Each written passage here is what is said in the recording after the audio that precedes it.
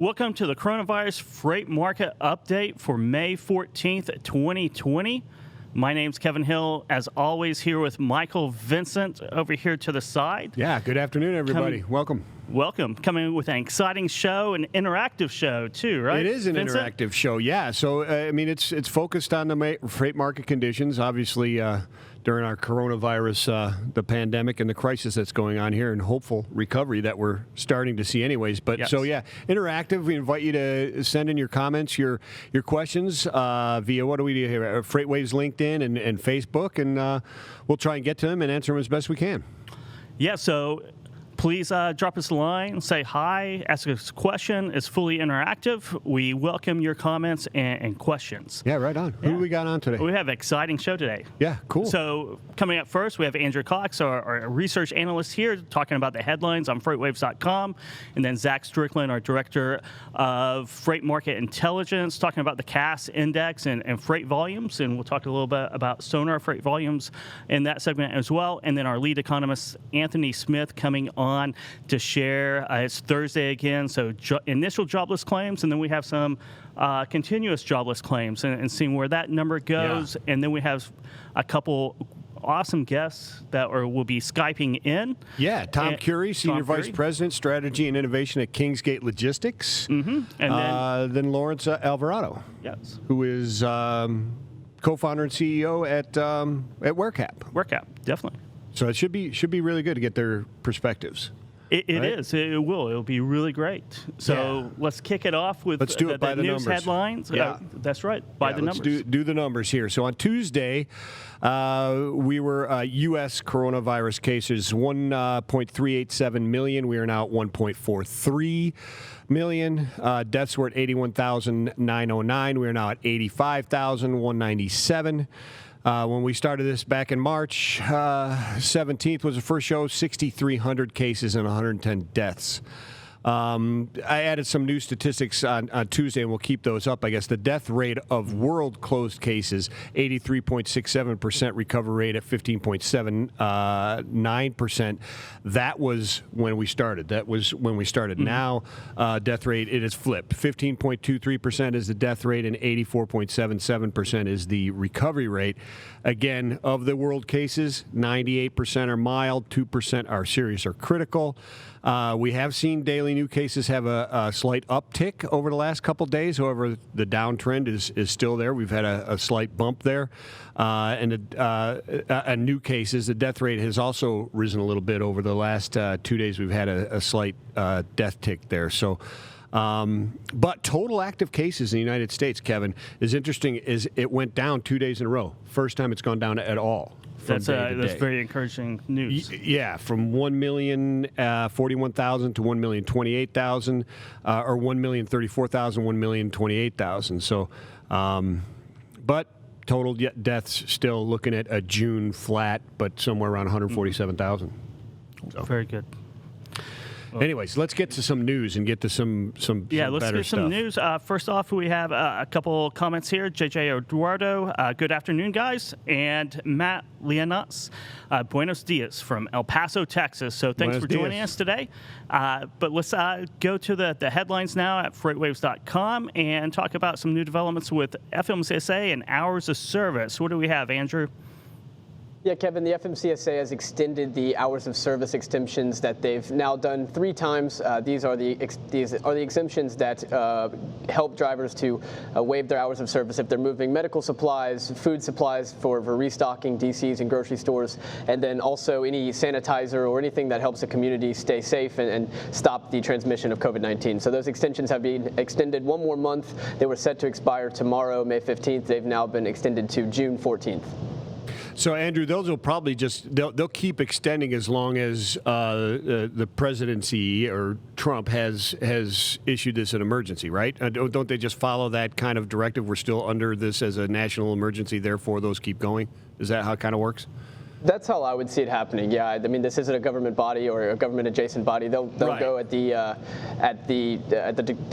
discretion of the president. So if he keeps extending, even if he's not extending stay-at-home orders, if he's extending any type of orders at all in that manner, I think they will continue to extend this, probably in 30-day increments. That's what they've done the last 3 times. So we should probably expect to see another one coming in June.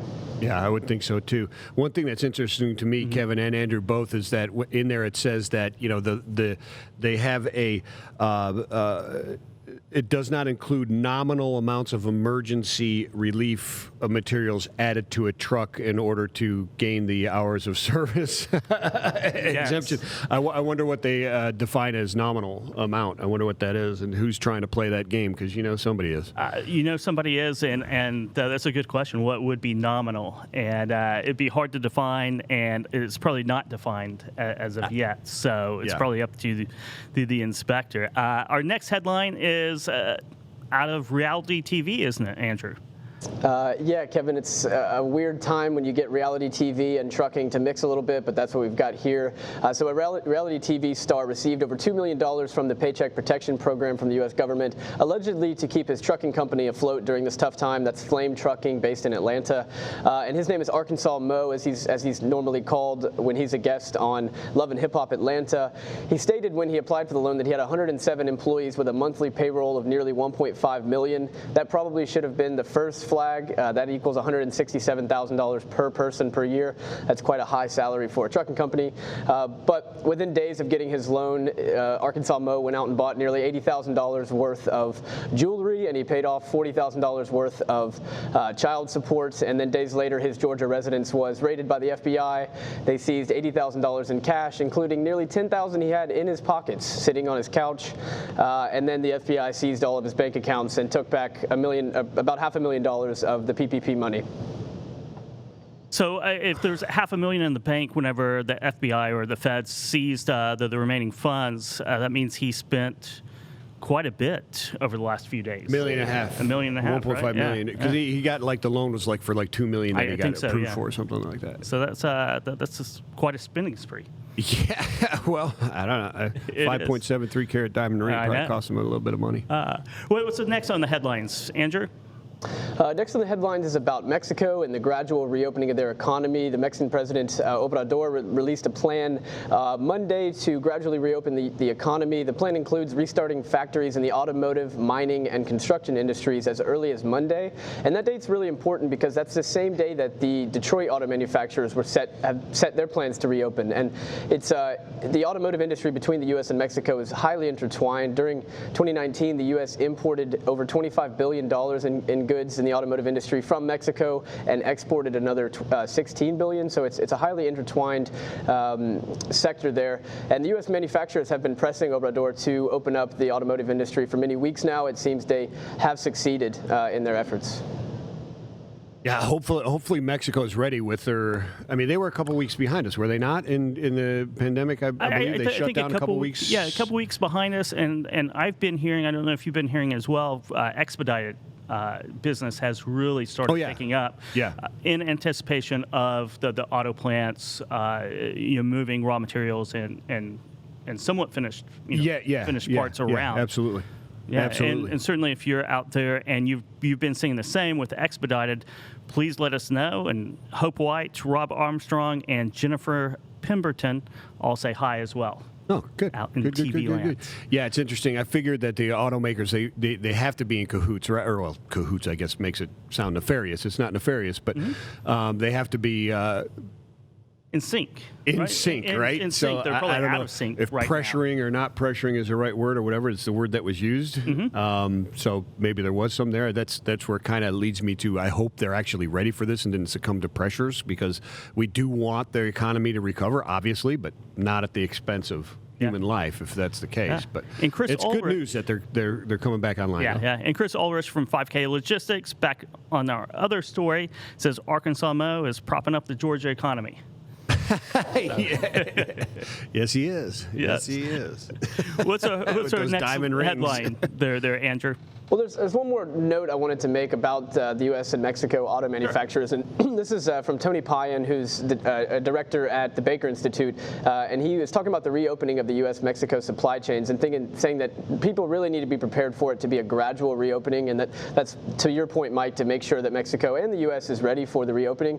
But you got to think about the demand for new cars is likely going to be significantly down for many quarters. It's probably going to take some time to recover. And then on top of that, we've been hearing the rumors and whispers that Hertz may be failing or filing for bankruptcy. And Craig Fuller actually said in our Slack channel the other day that renters at auto rental companies buy 1/3 of all new cars. So, and Hertz is a major national player. So that demand is likely going to be depressed for many quarters to come.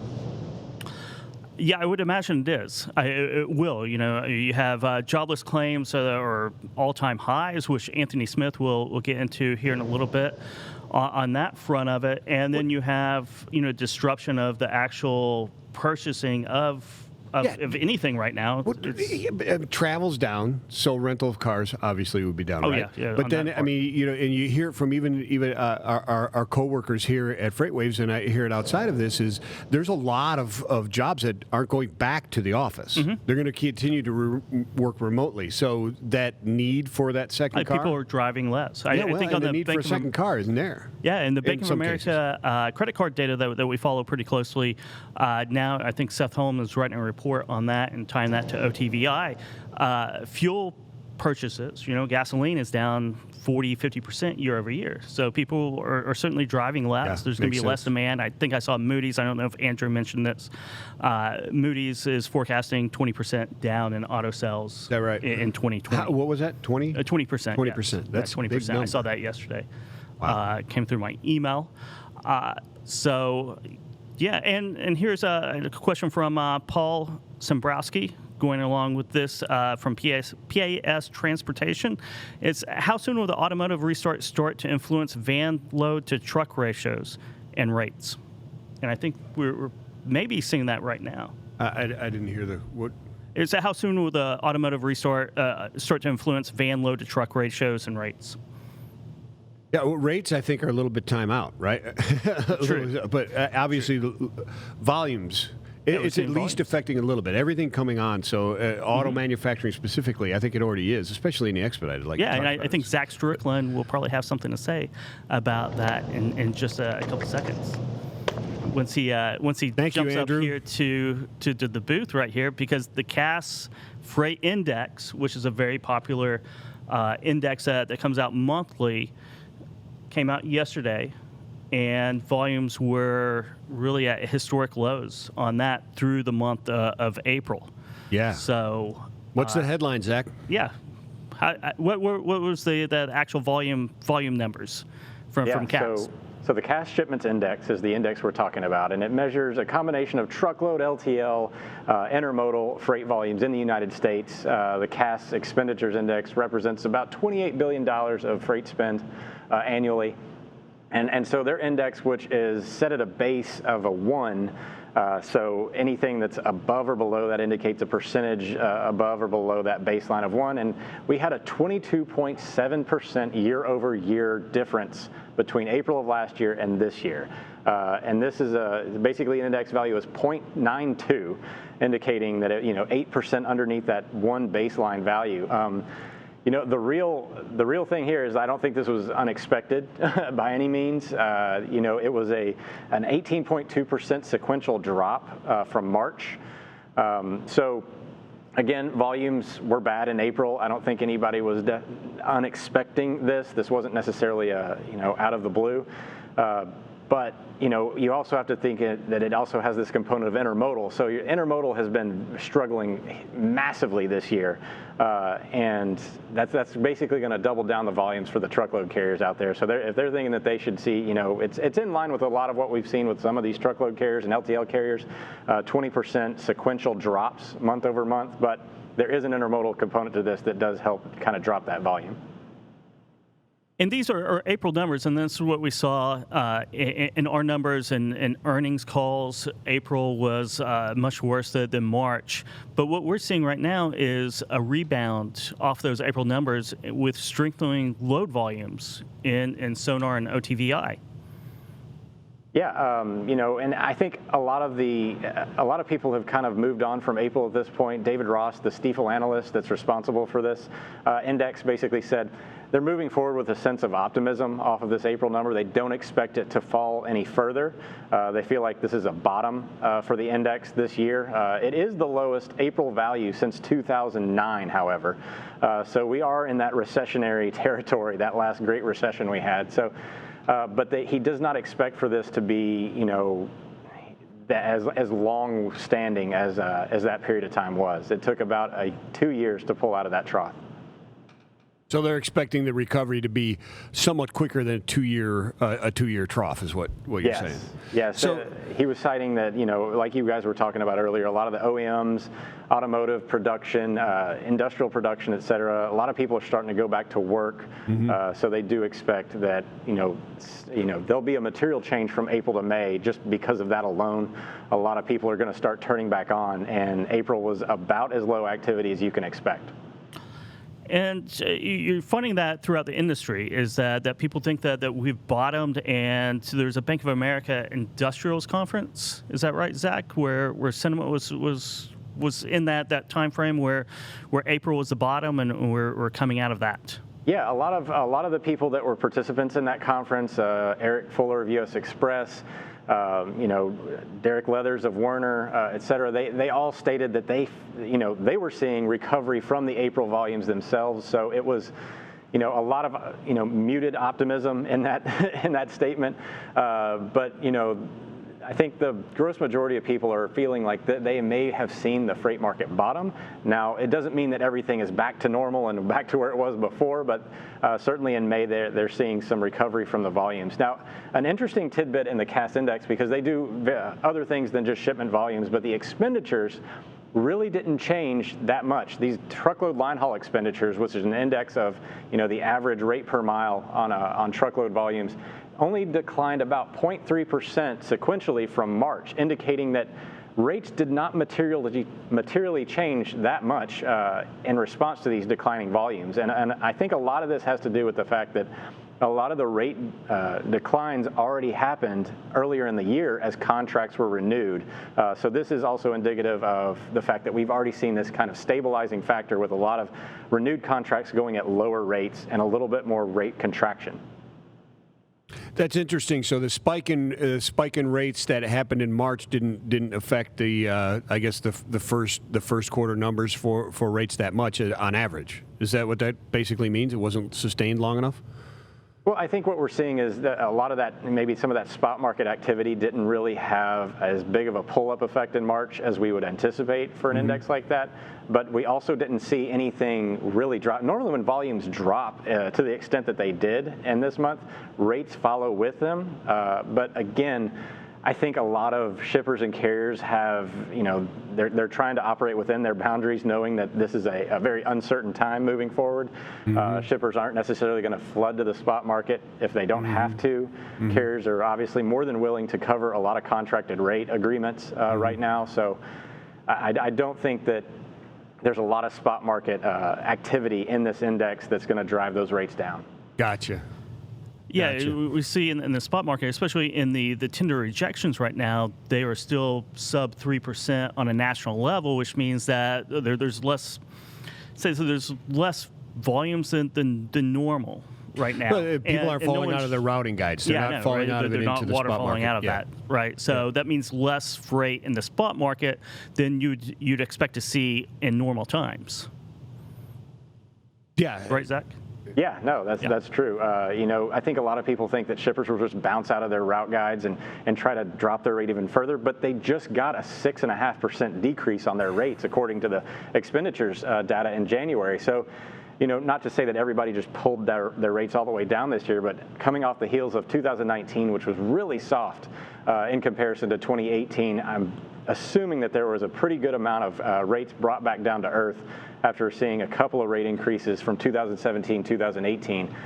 So I don't think that shippers were necessarily getting too greedy, jumping into the spot market to try to press the issue. And of course, carriers, I don't think they got very greedy in March unless they absolutely had to, just to cover their cost, and drive up the rate. So a lot of this activity does not necessarily have as much of an impact to contracted rates as one might think.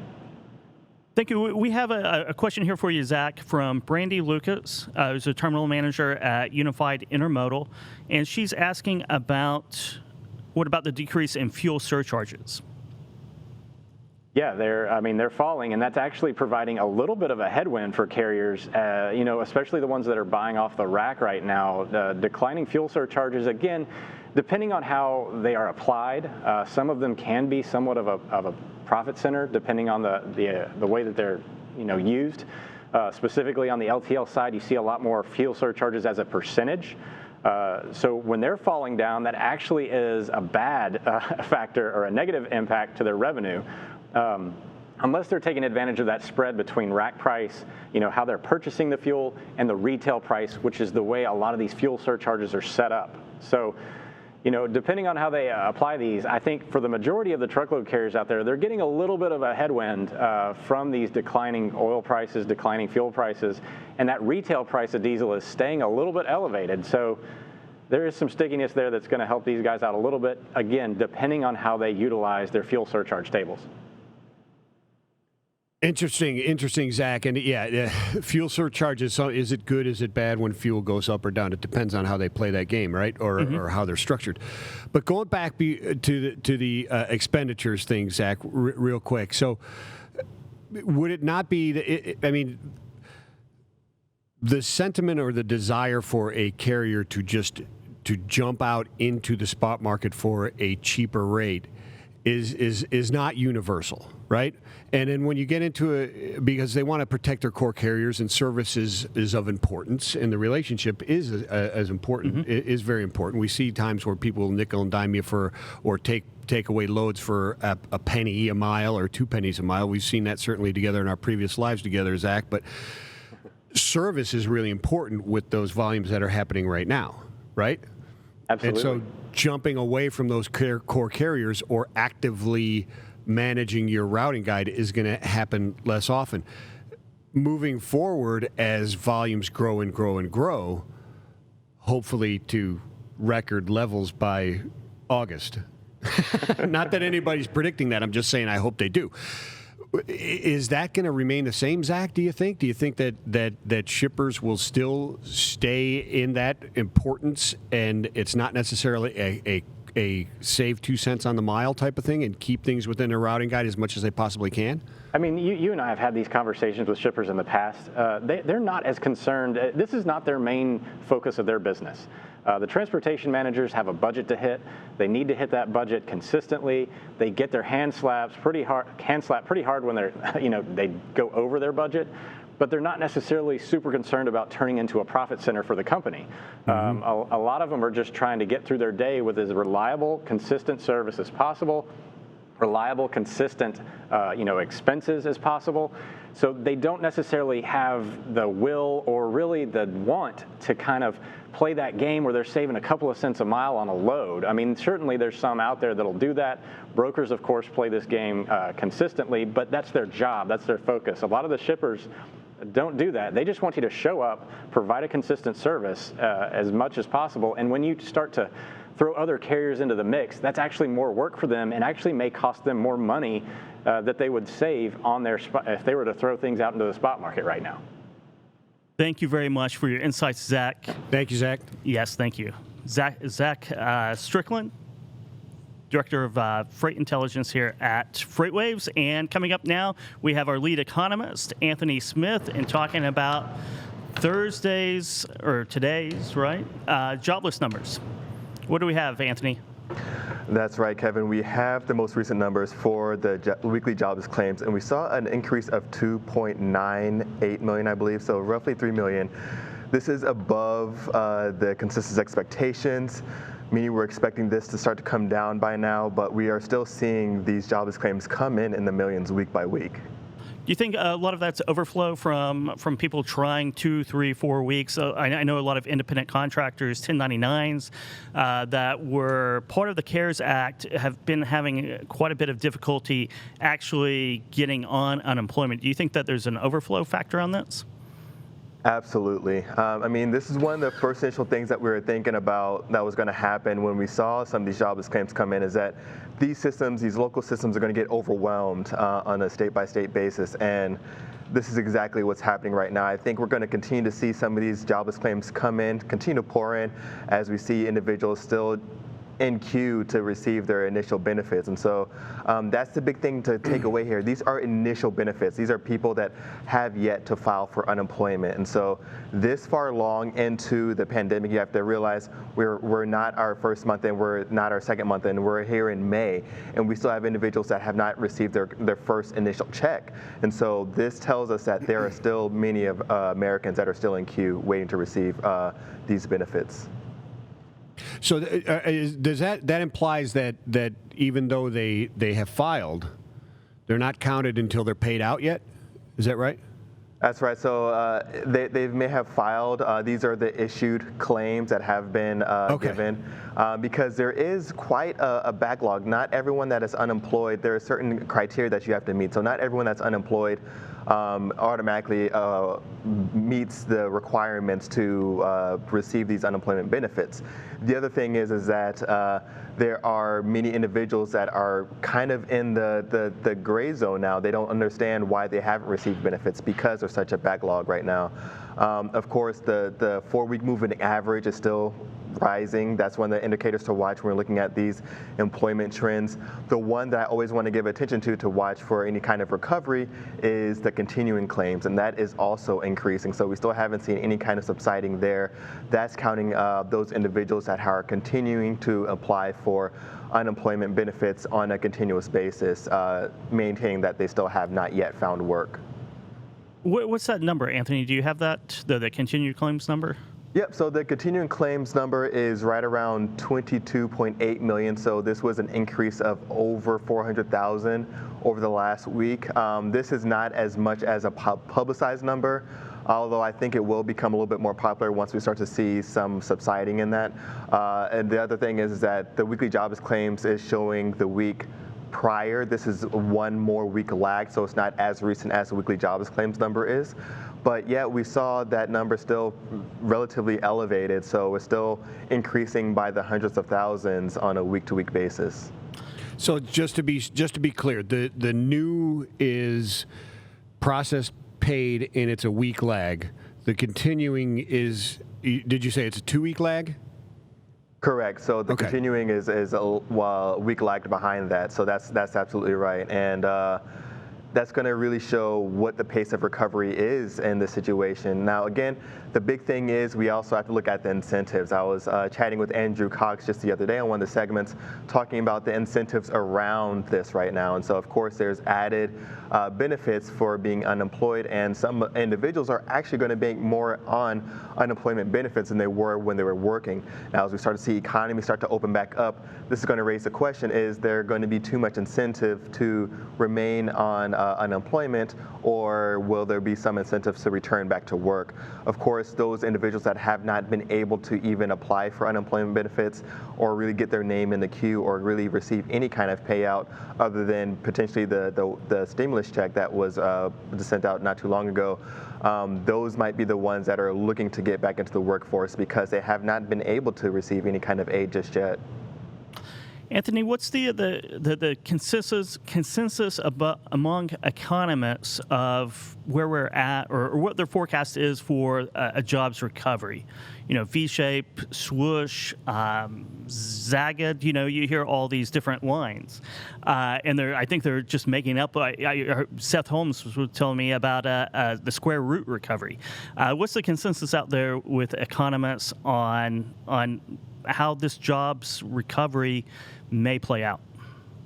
Well, Kevin, one thing I know about economists is that most of them think they're right, and they'll make a forecast, and I've been guilty of this, making a forecast, and once it's off, they'll justify it all. And so they're going to say it's unprecedented, which it is, which is fair to say, but I think we're looking at overall, it's going to be dangerous territory, or somewhat dangerous territory, to try to predict what it's going to look like overall. And this has to be done on a state-by-state basis, because the recovery of California is going to look so much more different than Minnesota, and compared to New York and compared to Kansas. And so I think we're looking at the recovery rate. We're going to have to look at it on a state-by-state basis, just because this is going to be a piece-by-piece recovery when we're looking at the employment part of it.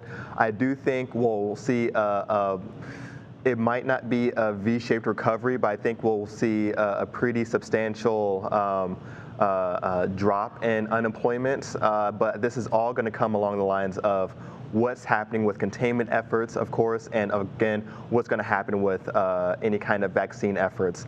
I think those two things are really going to play a role into the pace of recovery when we're looking at the unemployment. Great insights, Anthony Smith. Thank you very much for your time. And we will see you Tuesday for our Tuesday edition of the Coronavirus Freight Market Update to talk about other economic numbers. And joining us now via Skype is Tom Curee. He's a Senior Vice President of Strategy and Innovation at Kingsgate Logistics. Excellent. Tom, are you there? There he is. See Tom hey guys, how you doing? Doing great. How are you doing? I'm doing fantastic. Great. So, Tom, can you give us a little bit of insights into what you're seeing in the freight markets right now? Yeah, so I think we're in a really interesting time. We watch pretty closely to a lot of the Sonar indices that we use within the business, and we work with both food clients and retail clients in the space. And we saw that initial spike, and a lot of our food clients, we are actually serving cafeterias within the schools.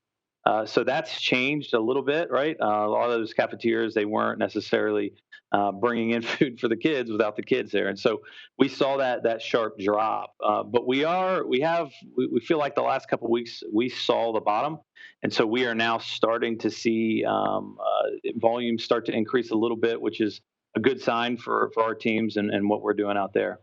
That's awesome. So in the food sector, you mentioned, two of your big sectors are food and retail, right? So in the food, is it driven by produce season is upon us, or are you seeing that change because of the restaurant industry starting to allow people to come in and kind of coming back online a little bit? Or can you delineate between those with the loads that you're seeing? I think it's a little bit of both right now. So as produce is starting to move, we're seeing that capacity kind of requirement that our clients usually have in specific regions. That's starting to kind of push back a little bit. And so we are seeing that. The majority of it is where prepared goods are starting to move a little bit quicker in the restaurant space. And so we move both the bulk ingredients that are coming in. So we do a lot of inbound vendor management, bringing products into these clients. And so we've seen that kind of pick up in preparation for what's going to start happening in the restaurant industry and throughout the supply chain. So that portion of what you're doing there, the ingredient portion of it, is a little bit further up the supply chain as far as the food sector goes than like what you call the prepared goods that would be going into the restaurants and the food warehouses. Yes. And so we usually start seeing those start to move a little bit sooner as DCs and warehouses are getting prepped. They've got all that prep time that's got to happen to get a finished good out the door. And so we're seeing them start to prepare a little bit more. And so as those volumes are starting to, now they're not going through the roof, right? But we're starting to see some life come back into some of those areas. Awesome. So last week we had FreightWaves Live at home and launched Sonar 6.0. Part of that was integrations with Lane Signal and something that Kingsgate jumped on right away. Can you tell us a little bit about that?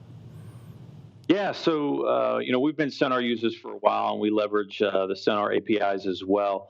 We were really excited to see Sonar Signals be introduced as a way for us to continue to help educate our shipper community around a lot of this data. So we're using this actively. We've actually integrated it within our TMS platform And so our team's seeing it every single day, providing a lot of feedback around what that data looks like and how it's pointing.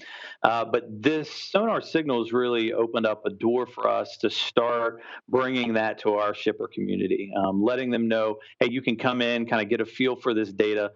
They hear about it. We provide it in our market updates to them as we kind of let them know what we're seeing relative to their business. And so it's a really unique offering for us to kind of bring into what we do as a company. And it's kind of a bigger part of a plan for us to bring more visibility to our shipper community. So we've been aggregating data for years and figuring out how can we bring this to the forefront. And the Sonar team has just helped us to be able to do that through Sonar signals. So, Tom, Kingsgate has built itself on its partnership and its value add to your customers, to your partners, to your clients, right? You're not just a broker trying to move loads. You're bringing that value add. So, in the pandemic, how does that alter that? Does that increase the need for that? How is it running this 3PL right now, running Kingsgate through this crisis? Besides, you had a full-on mullet about a month and a half ago, and now that's gone. So I had a mullet, and I didn't have a beard. That's just the weird thing. So it's really interesting from our perspective. I think we see two things. I think first off, you have specific team members that immediately become heroes to the team. You think about your desk support team members who are really helping people to transition to this work from home and being remote. At the same time, we have an entire innovation team that is designed just to structure and build around client need. And we employ the Doug Hall idea of what innovation is, and it really is about creating something that is meaningfully unique. I think there's a lot of talk about what innovation is or isn't, and I think that captures the essence of what we try to do really, really well. And so with that, we actually kind of hit full speed ahead. It allows us a little bit more creativity with our team. And from our shipper community, they've got a little bit more time on their hands. So they're looking to knock out some heavy hitters for their team. And so we've done a lot with a number of our clients surrounding PO visibility on those inbound shipments. And we're providing that visibility much earlier than they typically would get from, say, an ASN or something like that in the supply chain, using our portal, which we call Compass. And we're seeing a lot of traction with that with those shippers. And so if anything, it's actually helped us to speed the process up because we've got a little bit more time to work with some of our shipper community. Yeah, it's interesting because the Compass. The last time we talked about that Compass, and that's the they're calling a vendor, and everything is routed by everybody. Everything it's vendor routed, right? Which is normally well, let me call somebody else. But you've got the solutions with Compass to give them that visibility, not change the way they're purchasing their transportation, but give them the visibility into on time and margins, cost. Is it because the cost is baked into the goods of the sale or that they're purchasing in many cases. But you've got that so. Is that the key as we go through this recovery? Is it's that value add? It's that long play. It's that transparency and visibility. Do you think that's the key? And what is next for Kingsgate, or what do you see the next month, 2 months? Where do you get to the road to recovery? What's your road to recovery look like? Yeah, so I think we hear a lot of discussion right now about the industry and what's happening, and a lot of that discussion is coming from transactional type models where you're not completely invested maybe into the client relationship, where you're actually really partnering with them in their supply chain. What we've been able to do through our 33 plus years of being in the transportation space is really get completely integrated with our clients. So we spend a lot of time fully understanding their supply chain. I mean, we go out on the dock with them. We literally will sit there and watch a UCC 128 label get printed and understand how they're tracking it through supply chain. And then we cut out a lot of process through there. That is, without a doubt, I believe, how we're going to continue to go to market going forward, because we see so much more value. And I'll be honest with you, we're a company that values, and I hate to use this term because it's so so trite at this point, but partnerships. And as we talk about that, we have to understand what's happening in their business. And you don't necessarily experience that when I'm just the guy that gets them a truck every now and then. We just can't bring the level of value that they look for.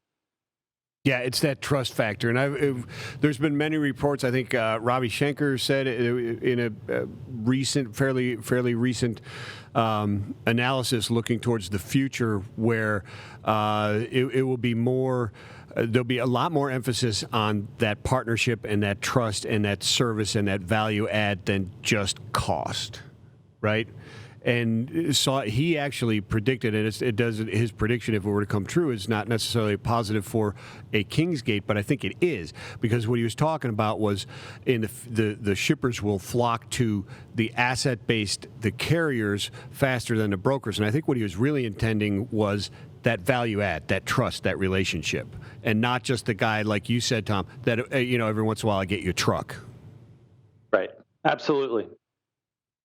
Excellent stuff. Well, thank you very much for your time today, Tom. Hey, yeah, Tom, where do people go to learn more about Compass and Kingsgate and where your mullet went? You can visit us. Yeah, you can. You have to ask my wife about what happened to the mullet. Okay. Maybe it's the 4 kids I've got back at home, but you can visit us at kingsgatelogistics.com.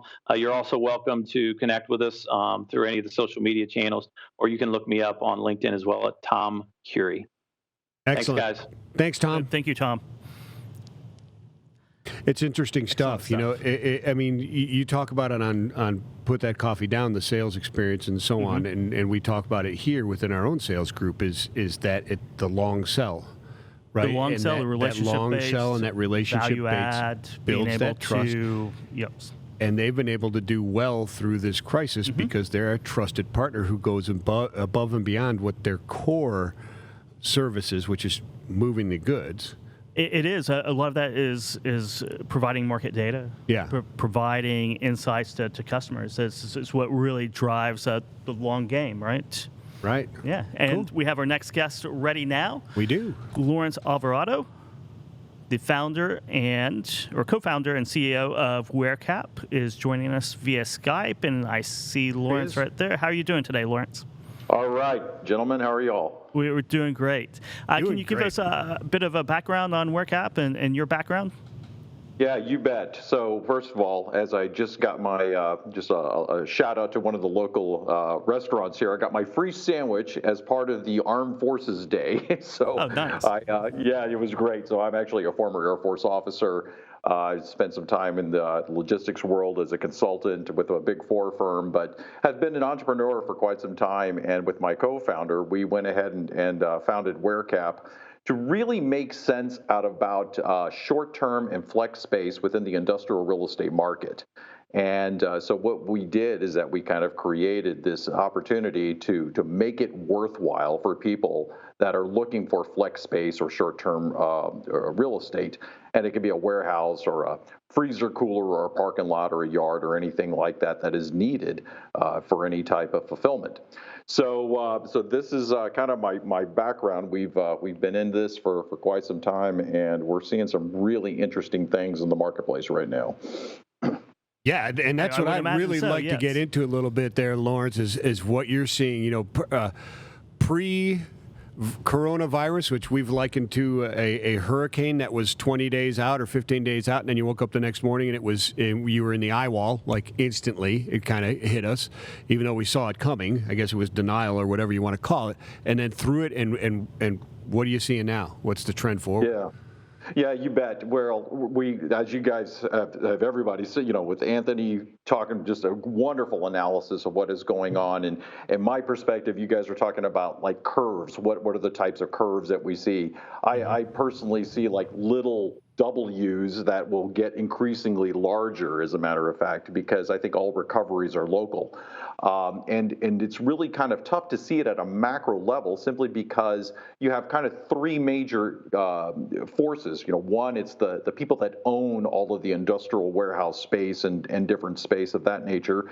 Two, how, and you guys were talking about this, how do you actually get people back to work and what are they going to respond to? And then number three, what does this mean relative to actually loosening up all of this supply that has been gumming up the warehouses at the moment?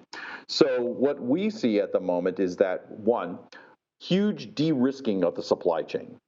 People are going to be so capital averse as they're looking to make these longer term kind of leasing and those types of things before the eye hit, where it was a little bit more de rigueur to go ahead and say, look, we're going to do a 5-year type of deal.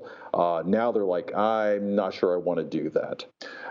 Those that are kind of stuck in that role may want to go ahead and do a sublease. They may want to have some sort of opportunity to go ahead and look at the short-term or flex space warehousing or space in order to help de-risk that. The second thing is that we also see, just like you have this farm-to-table movement, we kind of see the farm-to-table of everything. It's not just the food movement. It's virtually anything from a manufacturing perspective, and it's other types of things. So we see those type of localization elements that have a huge impact on the supply chain and the market. You mentioned de-risking just now. How does that fit in with, and what do you see the trends for just-in-time versus just-in-case supply chain moving? Certainly inventory levels would be something that's right up your alley.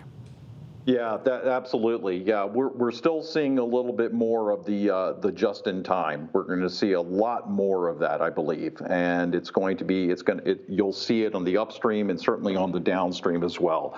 You'll see also, I believe, this right now the last mile has been vindicated in many respects, especially with e-commerce. And I think what you're going to see is the continuation of that, especially as you have the localization meeting the market demands and, again, trying to de-risk this. So you're not going to have these major stockpiling of certain types of things. I think we're going to have to, we really will have the sourcers, however, come closer and closer. It'll be contracting a little bit versus where it's been expanding, and it's been, we've stretched that, we've stretched that chain quite a bit in previous years. So the contracting of sourcers would put more pressure, more pressure or more on North American free trade, right? It would. It most certainly would. Yeah, coming closer and closer. Does that also mean when you talk about that? Is it not necessarily the growth towards more and more sources of your raw goods or materials or whatever it is that you're bringing in through your supply chain? Because the initial argument was it hits China, shuts down China. This latest the pandemic, and hopefully the last one we ever see, but that shut that down, and if all your eggs were there in China, you're out of business. So you need to diversify that more, right? Is that something you see as being driven as well? We absolutely see that. So right now, effectively what we're seeing, and especially within the e-commerce elements, you're going to find multiple sources. You're going to find multiple people that are multiple ranges of transportation options, not only on the sources, but also on the delivery, getting something to there. We have also found that the prepositioning of certain materials are going to be very important, whether it's going to be within, for example, it's just your local hardware store, or it could be a restaurant, or it could be the farm to market, those types of things. We're going to have perhaps more prepositioning of some of those of their supplies in order to meet demand at a more localized basis. But kind of to your point of the multiple sources, how do I go ahead and spread that out? It may not be on the international realm. It may not be, in other words, moving China to going to Bangladesh to going to Sri Lanka. We don't see that right now. We're seeing a lot more of the the nearshoring and certainly the domestic elements of the manufacturing. Gotcha. Laurance, what are you seeing with activity non-essential? Your discretionary, your industrials. Do you see trends in that picking up again right now? Not right now. Okay. and hence the W, right? You know, you'll and I think what you're going to see is that it'll be a build a little, deliver a little, test a little, and then contract, and then reintroduce it. And I think it's going to be an interesting component when you overlay that across the bringing people back into the workforce. People are not only de-risking their supply chains, but they're also de-risking their workforce as well. What is the relationship that we are going to have with a worker? Do I need to have more temporary workers? Do I need to have more on-demand workers? And then how does that work vis-a-vis my supplies in order to actually get my product to the end user? Very interesting. Really good stuff. Yeah. Really good stuff. What are some of the safety, the kind of like the safety precautions you're seeing in warehousing, and how they're attacking, the COVID-19? Because as we see with meat packing plants and warehousing as well, anywhere where you have a large group of people in a building, if it spread or if it comes in, it spreads very rapidly and quickly. Right. Yeah, I think this is where we see just the very good old-fashioned single points of entry, single control points, the ability to actually have, I mean, we're going to see obviously a controlled social distancing of that nature, but it's almost like the chemical warfare days of the military, where you actually had sandboxes and decontamination areas and those areas. You got to pull those things together. And I also find that the opportunity to have a little cottage industry kind of form around these type of decontamination elements, I think they're going to really hit many of these warehouses and reefer areas as well. Yeah, and one last question along those lines, and it has to do with the protective stuff, is the delivery and the pickup at the warehouse, the contactless, without the driver, the automated. You've seen a big demand for that. Have you seen that change over there? What are your thoughts on that in the future of that? Well, I see a huge increase on that. It's certainly not going to hit right now, simply because the investment and just the mechanics of it still haven't been worked out. But we're going to see, anything that has to deal with automation, anything that has to deal with the ability to have autonomous delivery, we'll still need, obviously, people to go ahead and help out on this. But anything that reduces those human touch points right now are going to be a big gain and something to look for. Excellent. Thank you so much, Laurance. So, Laurance, I really appreciate you coming on today. Laurance and I go way back to yesterday. We do. We were comparing beards. Yeah. It was great. How do people contact you, Laurance? Yeah. I'm sorry? How do people get in touch with you? Yeah, absolutely. WARECAP.com, WARECAP.com. Excellent. Good stuff, Laurance. Thank you so much. Take care, my friend. Thank you, gentlemen. All right. Thank you. Well, let's round it out with some good news. Right, some good Michael news? You want to go to good news? All right, let's go to good news. Okay. We need some good news. You got it. All right. So let's see here. So from FreightWaves.com, from carpets to food, how one fleet got involved in COVID-19 hunger relief, right? Mm-hmm. So prior to COVID-19, commercial carpet logistics was busy moving carpets and flooring materials through the Mid-Atlantic region from Northwest Georgia into the Mid-Atlantic region. And Cassie Sealing, Executive Vice President and daughter of the company owner, Ed Sealing, said the virus has caused people to stop really installing carpets. It probably a safety type of thing, fear of bringing people in, and you don't want work being done in your house at this time for health reasons, but also I would imagine people, discretionary spending, right? And job loss, et cetera. But so dropped in there. So their fleet, which includes 25 tractors, 10 box trucks, and some Sprinter vans, was not working. Their business dropped off quite a bit, and so Move for Hunger reached out to them. To the Maryland Trucking Association, and Move for Hunger, which moves they relocate food donations to food banks that need the food to try and make sure that it gets utilized and doesn't go to waste, and so on and so forth. So they reached out to them, and they jumped right on it. And they donated all the moves, although they paid all their drivers. That's a good story. So they kept all their drivers on. They donated the work, but they paid their drivers. So their drivers that were sitting at home because the flooring industry, refurb, and how home sales, et cetera, was dropping. Remained in work, and they donated the moves, and they helped move that food around. So that's tremendous stuff. That's another example. We see these all the time. These really good stories. You've seen certainly. There's so many stories out there, and it's good to see the good in people. It really is. Humanity. I hope it continues. That's one of the things that I hope lasts through yes. recovery. I hope the need for it drops. Yeah, that goes away, But and we continue. if there's a need, it will be fulfilled. So absolutely. Coming up at 4 p.m. today is freight forecasting. Yeah, Michael Anthony Vincent's will be joining me today. Anthony Smith will be joining me today. We had the ISM data come out. The LMI data came out.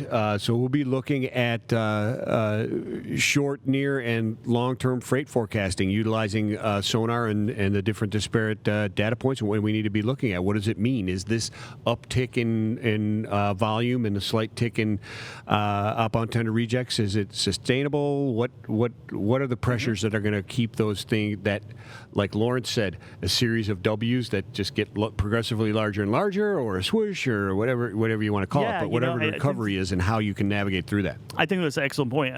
Many W's, right? Because the recovery is going to be much different timelines through peak, and certainly any additional local outbreaks is going to affect that. So it is hard to look at on a national level. Absolutely. Yeah. And then tomorrow, what the truck? Yeah. You have 4 guests that you're keeping under wraps. Are you still keeping them under wraps? You were Tuesday. This is what I can tell you. It's going to be epic. It's going to be an awesome show. We're going to talk about the $75,000 donations between Triumph Pay, TPC, and Navistar to support the truckers with the PPEs. All right. We'll be talking with so that'll be Carly Reeves, Triumph Pay's Carly Reeves, Navistar's Matthew Miluski, and trucker Ingrid Brown, who's been on a number of times, plus Todd Fain, president of Recon Logistics, will be with us tomorrow. So yeah, it's going to be a great one. That is going to be a great one, definitely. And earlier this week, what the truck on Monday was epic too, or was that just legendary? That one was just legendary. Just legendary. This one's going to be epic. That's right. So you can listen to What the Truck. You watch it on FreightWaves TV on demand, or go to Freightcast to download that. So that was Monday. Tuesday, we had our Tuesday episode at noon of Coronavirus Freight Market Update, and then Great Quarter Guys. We did some trucking earnings, and Anthony Smith, our lead economist, joined us for that show as well to talk unemployment and claims.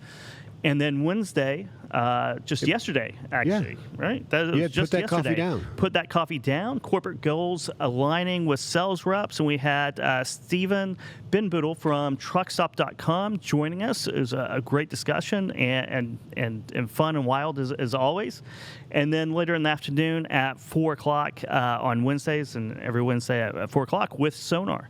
Yeah, I got to be on with Sonar again yesterday, which was kind of cool. Luke was gone. I like being on it. They're a couple of good guys. Yeah, and you can watch all these shows on demand at FreightWaves TV and listen to them on Apple Podcasts, Spotify, wherever you download Freight, or wherever you download your podcasts on Freightcast.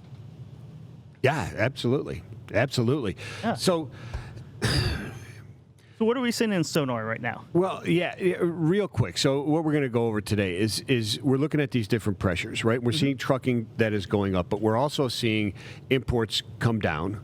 And then we'll be looking at air cargo as well, because the demand for air cargo is high, and it's going to continue, and as we come online, there's going to be more and more demand. Like $9 or $10 a kilo now, right? Yeah. Whereas normally about $3 a kilo for trans-Pacific flights. That's now exactly running right. $9 to $10 a kilo. Yeah, that's exactly right. And that's not going to help the recovery when air cargo is triple the price that it used to be, right? It's got to change. So how is that capacity going to change when you're looking at capacity that wasn't necessarily it converted? It wasn't built on freighters. It converted and was belly cargo, and all that's gone. So, and how that think travel's that going to go the major through. airlines will convert to more cargo planes? I don't know. That's the question. Is does the industry almost kind of reset?